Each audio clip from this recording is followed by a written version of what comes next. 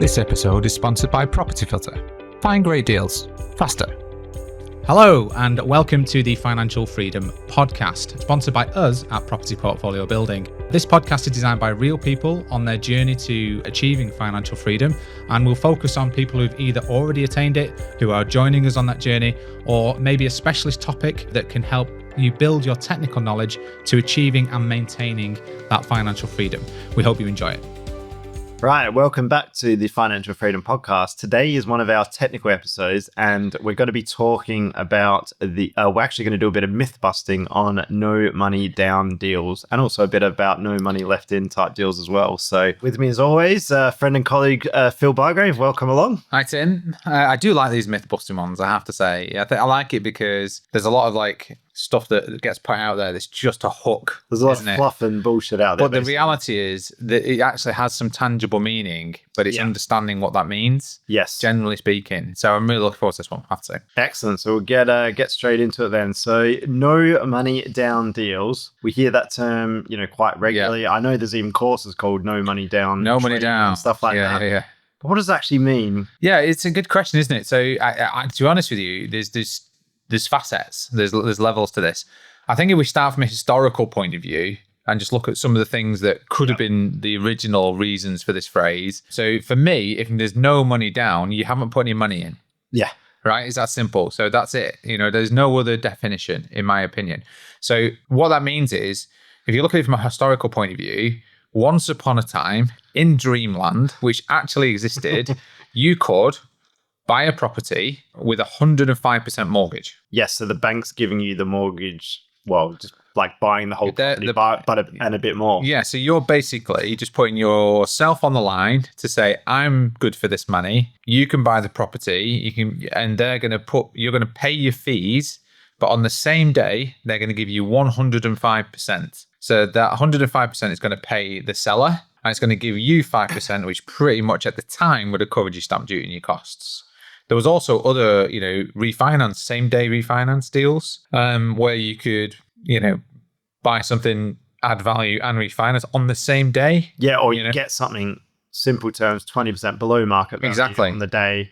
And then later in the afternoon, you could refinance onto a mortgage product or something different. Yeah, so you could bridge. Exactly. So let's say it was worth 150 grand. You bought it at 110 grand on a bridge. The same day you'd refinance and 150 grand and pay the bridge back. Right. So in my mind, that's where this phrase comes from.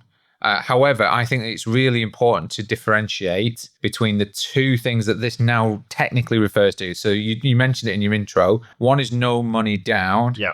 One is no money left in. Yeah. Right. And I think it's easy to identify differences between those two things. Right. So let's talk no money down first then, because that's the first one we were talking about. So in practice, what does that actually mean in practice? Well, I mean, this is 2025 recording, right? So as of today, there are no 105% mortgages because pretty much that screwed the pooch a little bit. So we're talking the 105% mortgages, but pre-global financial crisis era, weren't they? Yeah. There's no same day refinance on a below market value. There's no 105% mortgages. So the original text of no money down deals is pretty much gone. So what it now refers to is different ways, in my mind, of using creative finance. Okay, so what we're talking about here is either using money or the power of a contract to do a no money down deal. So, and I'm going to put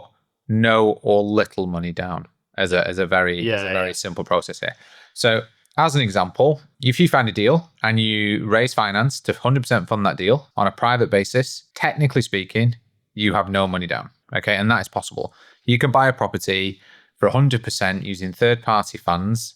Let's say it's worth 100 grand again, but the property value is 150 grand, and you're doing no works to it, no other value added other than going to refinance that out. That's almost the same as the original no money down deal. Yep. The time of that is the question. How quickly can you refinance that? I've seen a couple that have done in 3 months, but mainly it's a 3 to 6 months. It's a 6 months. Yeah. There are some products that might do over 3 months if you're desperate to do that. Now, normally that means that you're going to have to pay an interest to that individual or whatever. But the days of the same day refinance for the no money down deal is pretty much a non-existent thing now. What you can do though is you can get little money down, let's say 10%. Which is little money down in today's world because normal deposits are 25%. So what you do see the 10% ones because they're taking into account the actual value of the property. Yeah. So if you buy it 100, below they'll lend you 90 if it's worth 130 minimum, as an example.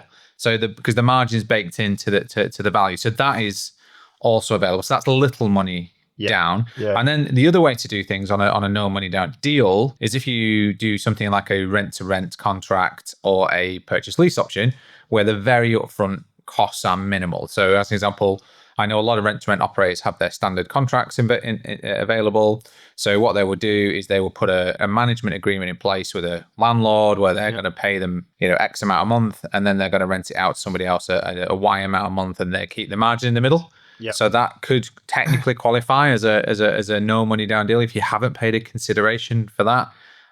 You could also do a lease option. Normally there's a cost to that because you have to put normally you put in a charge on the property, so there's a legal cost, etc., etc. But your option fee could be as little as £1, as an example, and it operates very similar to rent, but you have the option to buy. So again, if you do an option agreement or an option agreement with a lease element, or PLO, as people call it, purchase lease option, because they're pretty much the same contract, just one you lease and one you don't, you are effectively doing a little money down deal because you have to pay for the service and this finance. Or I've got an example where it could be a no money down deal or very, very little money. So you're doing a rent to rent. Let's say it's a 4-year rent to rent. And you've also agreed a option agreement to buy after 4 years with a lease element as part of it. And let's say you need it at the end of the 4 years, you need like 100 grand or something like that. Let's say you could cash flow profit across those 4 years, £100,000, and you leave that money in your account. Yeah, which is how I bought my offices that I bought, right? So so basically, as a practical example, it was little money down, not no money down. But if you think about the premises was worth £220,000. The price agreed was £150,000. It was a commercial mortgage product, so I couldn't do anything crazy because the minimum term on those at the time was 2 years. So you can't even use the 6 months. But what I did was, because I explained to the seller that for me to get the commercial mortgage, I need to demonstrate the income, and because he was a operator and a seller, he was using the property. There was no lease cost to it, so I couldn't prove it.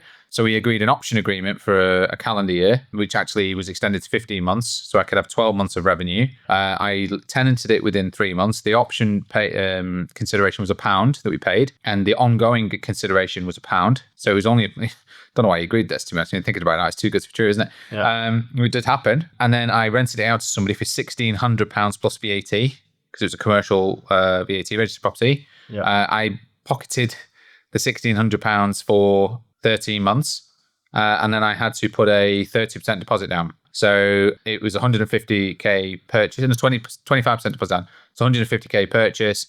I had in the bank, 20k or something like that, and it cost me 30k to buy the property. So it was a very small amount, and I had all my money back in a year. As an example. Good real example there. And that was a very short purchase lease option. What you're saying is the same. And there's also no money down deals where you can get it's called vendor finance. Yes. So this is where you are basically agreeing with the seller that normally they'd have a problem selling.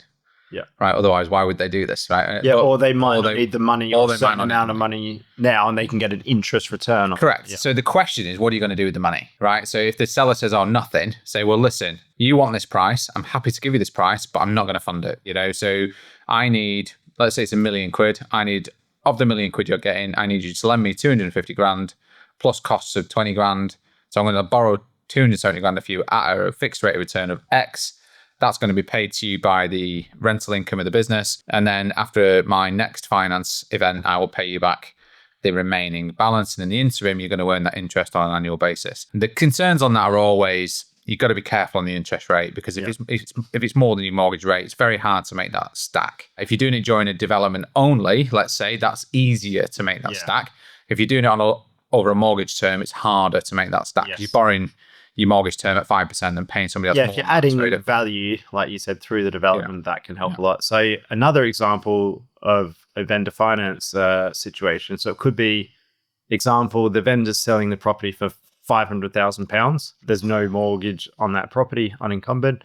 And you ask them, what are you going to do with the money? They might say, 200, I just need 200 grand because I'm going to buy a place in Spain or whatever.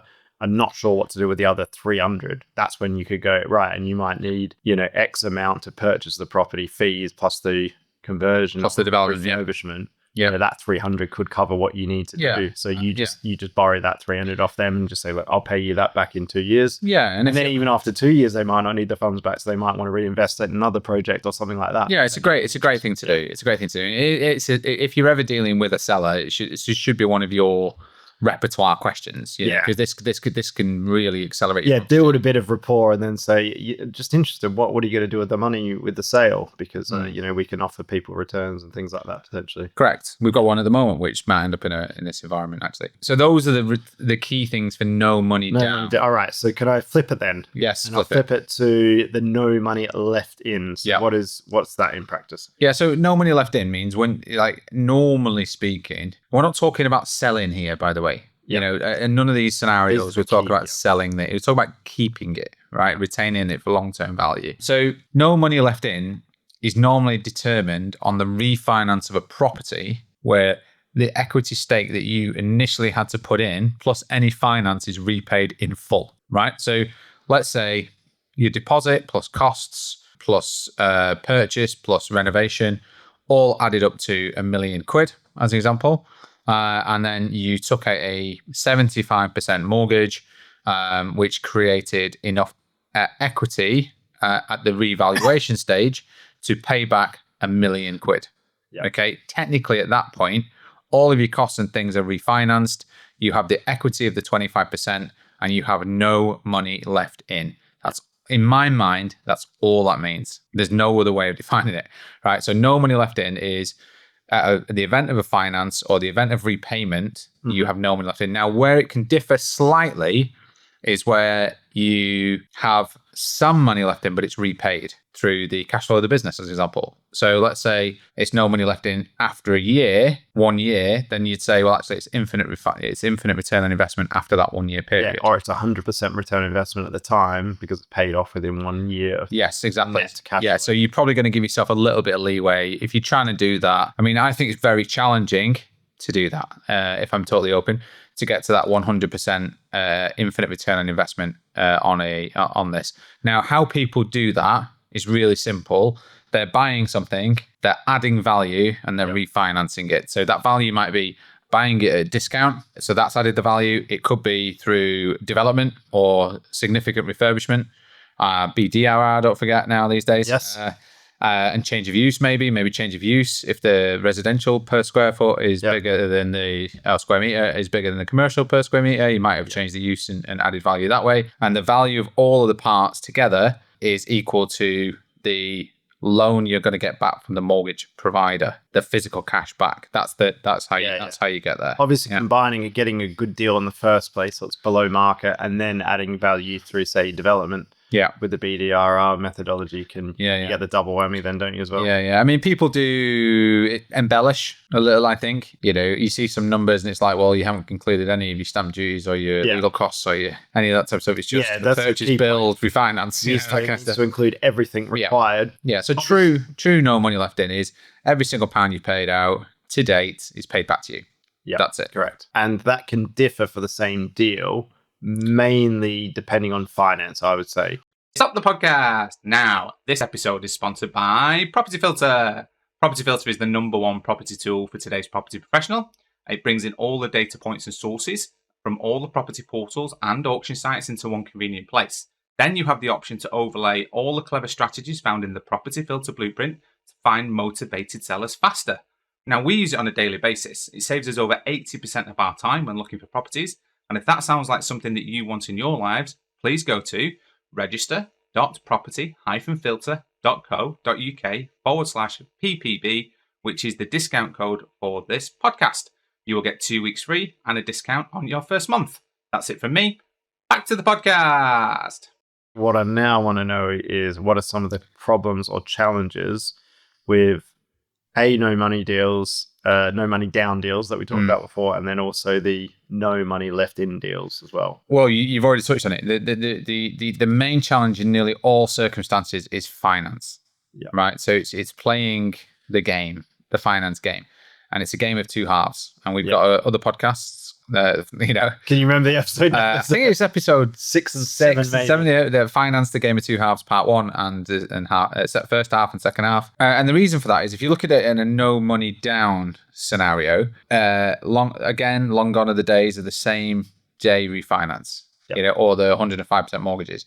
When those products were available, amazing. You could do no money down deals all day long, depending on whether or not you can do it. Now, you can't even do a below market value purchase using a finance product on the same day.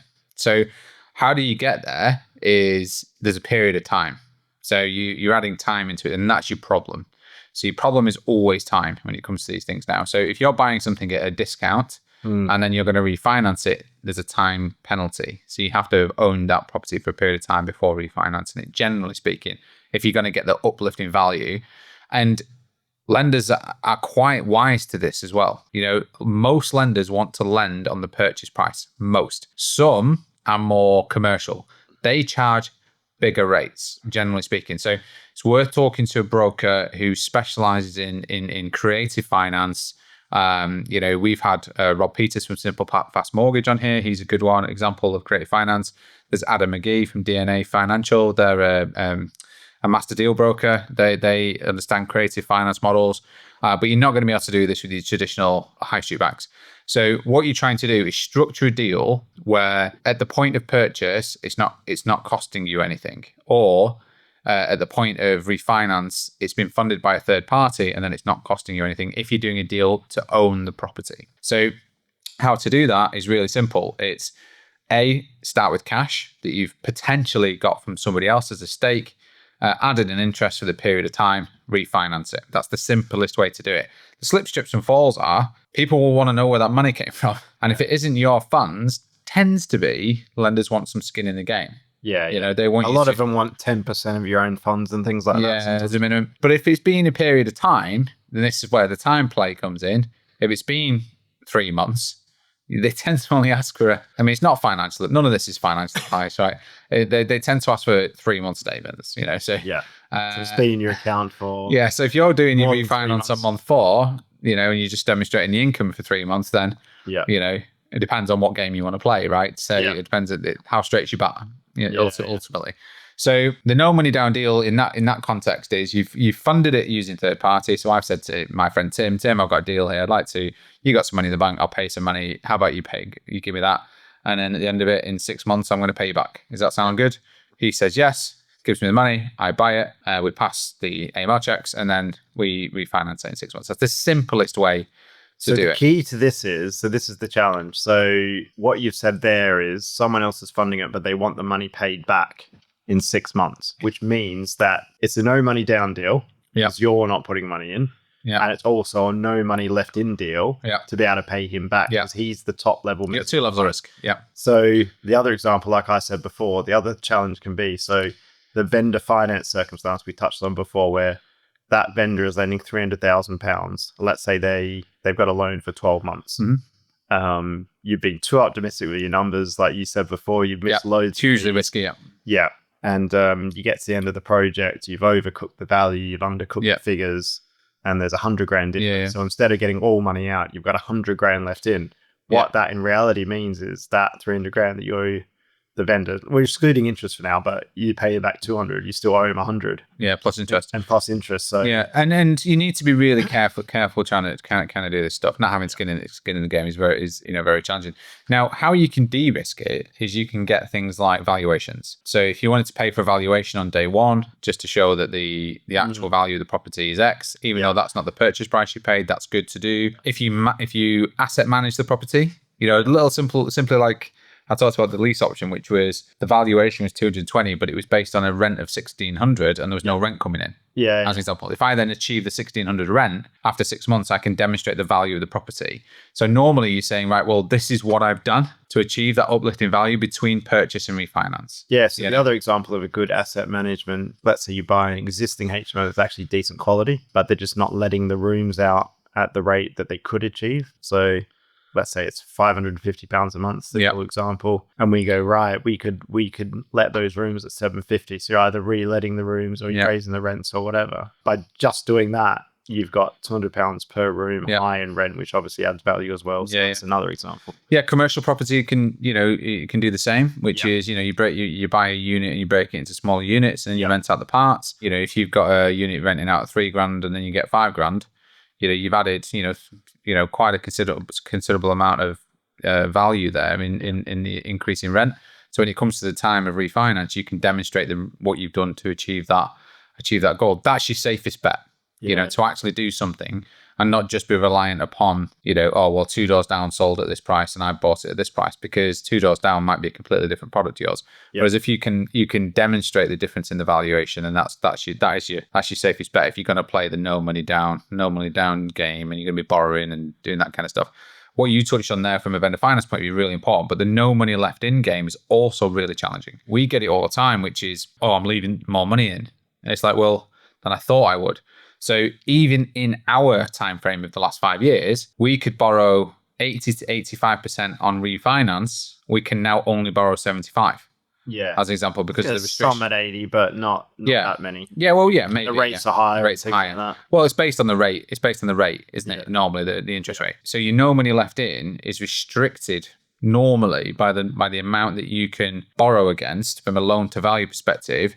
And then you combine that by how much development uplift you have to add. So as an example, if you're saying I'm going to take out a 75% mortgage at the end, that means that you have had to increase the value of the property by 30%. You have to have a 30% clear equity in what you've spent to what your new valuation is. Which is very, very challenging, especially if you've got... At landlord level, especially, If you've got finance costs involved. Yeah, exactly. And so if you've got a project where you're borrowing bridging and development finance, and that's at 16%, as an example, because people in total, because you've got to account for the arrangement fee, which is 2%. You've got to account for the monitoring surveying fees, the legal fees, the title fees, all this type of thing, the drawdown costs.